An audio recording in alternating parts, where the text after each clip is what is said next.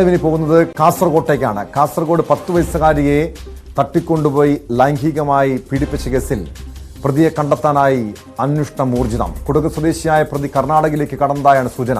സംഭവം നടന്ന ബുധനാഴ്ച രാവിലെ മുതൽ ഇയാളെ കാണാനില്ല. ഇയാളെ പിടികൂടിയാൽ മാത്രമേ സംഭവം സംബന്ധിച്ച് കൂടുതൽ വിവരങ്ങൾ ലഭ്യമാകുകയുള്ളൂ. നിലവിൽ കേസിൽ ആരെയും പ്രതി ചേർത്തിട്ടില്ലെന്ന് പോലീസ് അറിയിച്ചു. KB ബൈജു ചേരുന്നു കാസർഗോഡ് നിന്ന് വിവരങ്ങളുമായി. ബൈജു, ന്യൂസ് 8 നേരത്തെ പുറത്തുവിട്ട ദൃശ്യങ്ങളുടെ CCTV ദൃശ്യങ്ങളുടെ അടിസ്ഥാനത്തിലാണ് പോലീസിന് കുടക് സ്വദേശിയായ പ്രതിയിലേക്ക് എത്താൻ കഴിഞ്ഞത്. പക്ഷേ ഇതുവരെയും പിടികൂടാൻ കഴിഞ്ഞിട്ടില്ല. പല വിധത്തിലുള്ള അഭ്യൂഹങ്ങൾ തുടക്കത്തിലുണ്ടായിരുന്നു. പോലീസ് നിരവധി ആളുകളെ കസ്റ്റഡിയിലെടുത്തിരുന്നു. ചില പ്രതികളെന്ന് സംശയിക്കുന്നവരുടെ DNA പരിശോധന നടത്തിയിരുന്നു. പക്ഷേ അവരൊന്നും അല്ല ഈ പ്രതിയെന്നും കുടക് സ്വദേശിയായിട്ടുള്ള വ്യക്തിയാണ് അക്രമിയെന്നും പോലീസ് ഒടുവിൽ സ്ഥിരീകരിക്കുകയുണ്ടായി. പക്ഷെ എന്തുകൊണ്ടാണ് പ്രതിയെ ഇതുവരെയും കണ്ടെത്താൻ പിടികൂടാൻ കഴിയാത്തത് പോലീസിന്?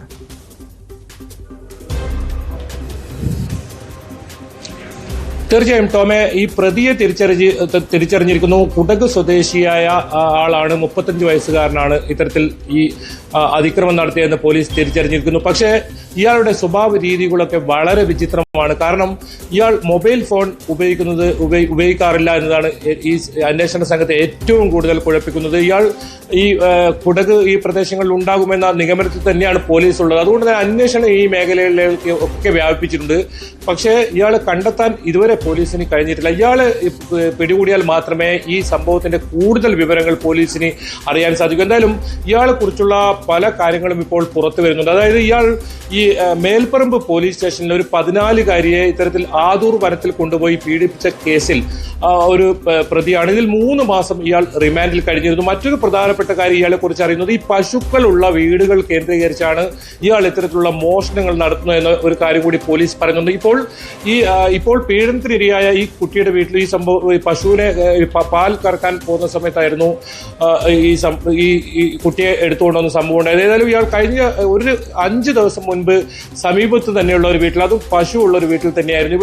വീട്ടിൽ അതിക്രമിച്ച് കയറി അവിടെ ഉണ്ടായിരുന്ന സ്വർണ്ണാഭരണങ്ങൾ കവർ ചെയ്ത് വീടിന്റെ പിറകുവശത്തോടി ഓടി രക്ഷപ്പെടുന്ന സാഹചര്യമാണ്. പക്ഷെ അത് മുക്കുമണ്ഡമായതുകൊണ്ട് വലിയ തോതിൽ പരാതിയൊന്നും മുന്നോട്ട് വന്നിരുന്നില്ല. എന്തായാലും ഇതിൽ രേഖാചിത്രം ഉൾപ്പെടെ പോലീസ് ഉണ്ടാക്കിയിരുന്നു. അന്ന് കൃത്യമായ ഒരു CCTV പോലീസിന് ലഭിച്ചിരുന്നു. അന്ന് ധരിച്ചിരുന്ന വസ്ത്രവും ഈ സംഭവം നടക്കുമ്പോൾ ധരിച്ചിരുന്ന വസ്ത്രവും ഒരേ വസ്ത്രമായിരുന്നു. എന്തായാലും ഏറ്റവും നിർണായകമായത് നമ്മൾ പുറത്തുവിട്ട CCTV ദൃശ്യങ്ങൾ തന്നെയാണ്. ഈ CCTV ദൃശ്യം ഈ പ്രതിയുടെ ബന്ധുക്കൾ കാണുകയും ഇയാളെ തിരിച്ചറിയുകയുമായിരുന്നു. കാരണം ഇതിൽ മുഖം വ്യക്തമല്ലായിരുന്നു. അതുകൊണ്ട് തന്നെ പോലീസിന് ഇതിൽ പ്രതിയെ തിരിച്ചറിയാൻ കഴിയാത്തൊരു സാഹചര്യമുണ്ടായിരുന്നു. പക്ഷേ നമ്മുടെ ചാനലിൽ വന്ന ഈ ദൃശ്യം ഇവരുടെ ബന്ധുക്കൾ ശ്രദ്ധിക്കുകയും ഇത് പോലീസിനെ വിവരമറിയിക്കുകയും ചെയ്തു. എന്തായാലും ഇയാളെ കുറിച്ച് ഈ കുടുംബത്തിൽ വീട്ടുകാരെ, അതായത് 4 മക്കളും ഭാര്യയുമാണ് ഇയാൾ വീട്ടിലുള്ളത്. ഇവരെ ക്രൂരമായി മർദ്ദിക്കാറുണ്ടെന്നാണ് പോലീസ് പറയുന്നത്.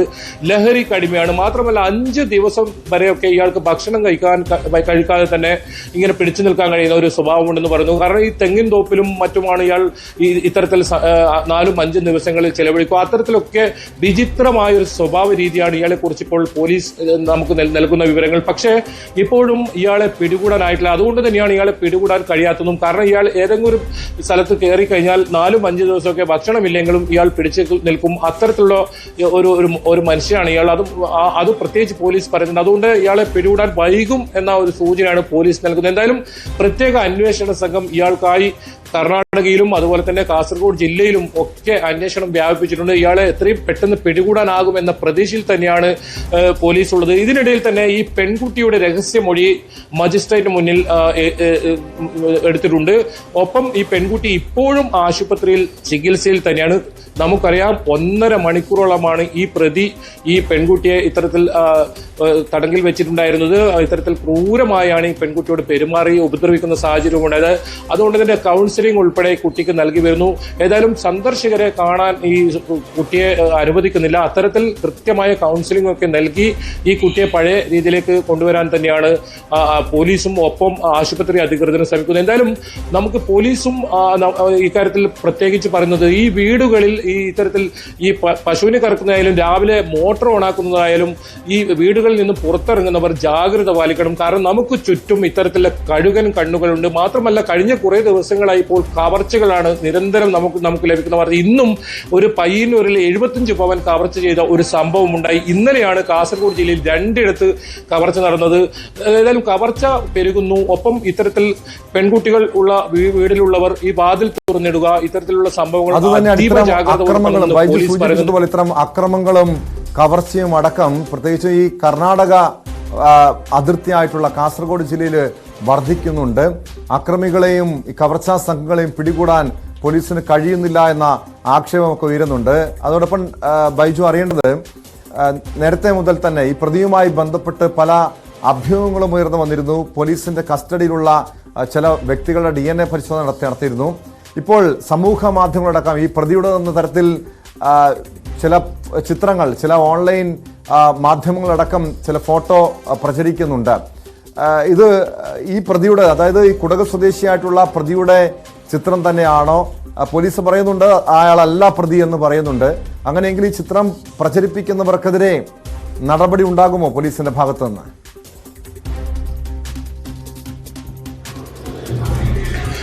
തീർച്ചയായും അത് വളരെ പ്രധാനപ്പെട്ട ഒരു കാര്യം തന്നെയാണ്. കാരണം ഇയാളെ ഇതുവരെ ഈ കേസിൽ പ്രതി ചേർത്തിട്ടില്ല എന്നാണ് പോലീസ് പറയുന്നത്. അപ്പോഴും പലതരത്തിലുള്ള ഫോട്ടോകളും ഇത്തരത്തിൽ വ്യാപകമായി പ്രചരിക്കുന്നുണ്ട്. ഇന്നലെ മുതലാണ് ഇത്തരത്തിൽ സമൂഹ മാധ്യമങ്ങളിലും ഒപ്പം ചില ഓൺലൈൻ പോർട്ടലുകളിലും ഇയാളുടെ ഫോട്ടം പുറത്ത് എന്ന് പറഞ്ഞ് ഇത്തരത്തിൽ വരുന്നത്. ഇതുവരെ ഈ കേസിൽ ഇയാളെ പ്രതി ചേർത്തിട്ടില്ല.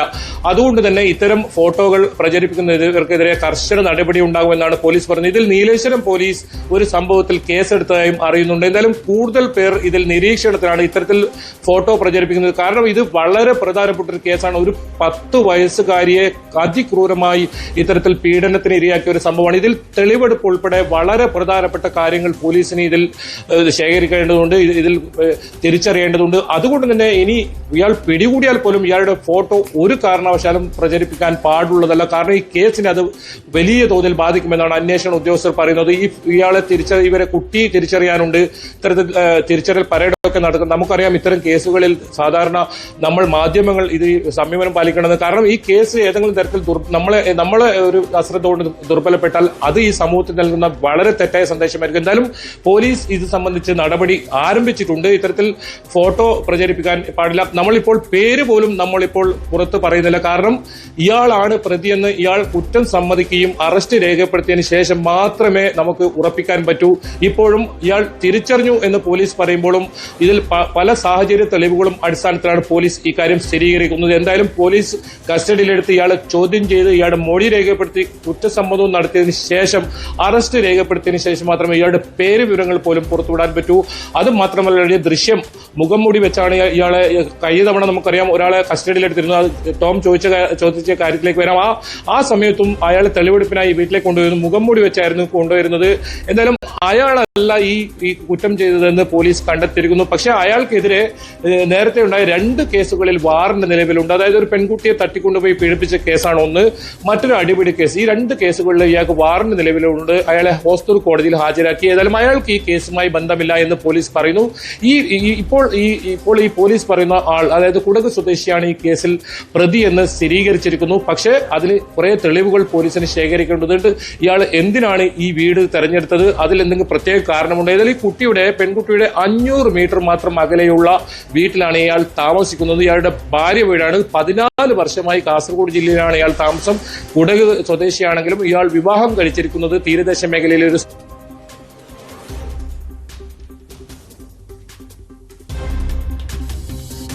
വ്യക്തമാണ്. KV ബൈജു സൂചിപ്പിച്ചതുപോലെ കാസർഗോഡ് പടന്നക്കാട് വീട്ടിൽ ഉറങ്ങിക്കിടന്ന 10 വയസ്സുകാരിയെ തട്ടിക്കൊണ്ടുപോയി പീഡിപ്പിച്ച കേസിൽ പ്രതിയെ കണ്ടെത്താൻ അന്വേഷണം ഊർജിതമാക്കിയിരിക്കുകയാണ് പോലീസ്. കുടക് സ്വദേശിയാണ് പ്രതിയെന്ന് കൃത്യമായ വിവരങ്ങൾ ലഭിച്ചിട്ടുണ്ട്. ഈ പ്രതിയെക്കുറിച്ചുള്ള വിവരങ്ങൾ പോലീസിന് കൈമാറിയത് ഇയാളുടെ തന്നെ ഉറ്റ ബന്ധുവാണ് എന്നാണ് മനസ്സിലാക്കാൻ കഴിയുന്നത്.